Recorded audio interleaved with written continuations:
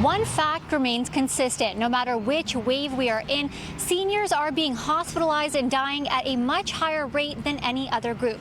Majority of them are supposed to be vaccinated, but for those who aren't, there are some barriers. One woman shares the struggle her parents are facing, saying they can't get their hands on a vaccine.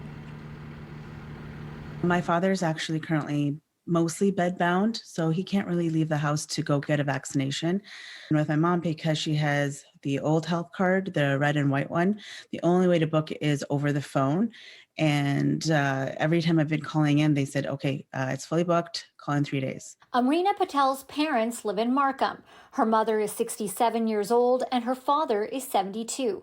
She wishes, like many other seniors, her parents were vaccinated. It's been frustrating because they do want the vaccination. My dad's high risk. We have PSWs coming into the house now. According to the Institute for Clinical Evaluative Sciences, as of April 5th, 73% of those 80 plus have received their first dose of the vaccine. 60% of those between 75 to 79, 40% between 70 to 74, and a far lower percentage between 60 to 69 has been vaccinated. Dr. Samir Sinha says while there's an increased number of young people getting sick in the third wave, they are still recovering at a much higher rate than seniors. On any given day, there might be about 15 people dying, but at least 12 or 13 of them are older people. The majority of hospitalizations and deaths continue to be in the 60-plus category. These are the numbers from January 15th to today. Dr. Sinha says there are a number of obstacles for a group where the majority wants to get vaccinated. Some of them are actually homebound and they require an in-home vaccination. Others, for example, have trouble navigating a computer or a booking portal.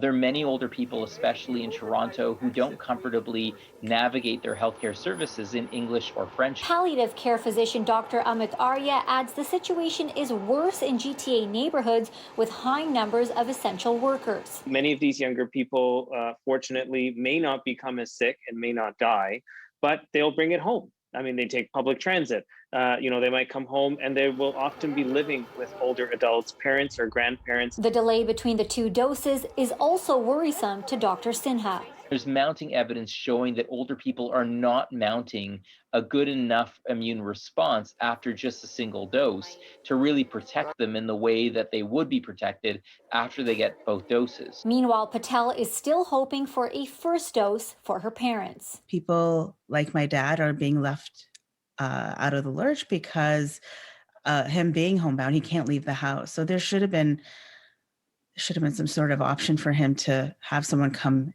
in and do it for him. Currently, the City of Toronto is using some mobile clinics to help administer vaccines to those who are homebound. For seniors who truly cannot leave their homes and don't have a primary care provider, they can try to book a vaccination by reaching out to Toronto Seniors Helpline. The number is on our screen.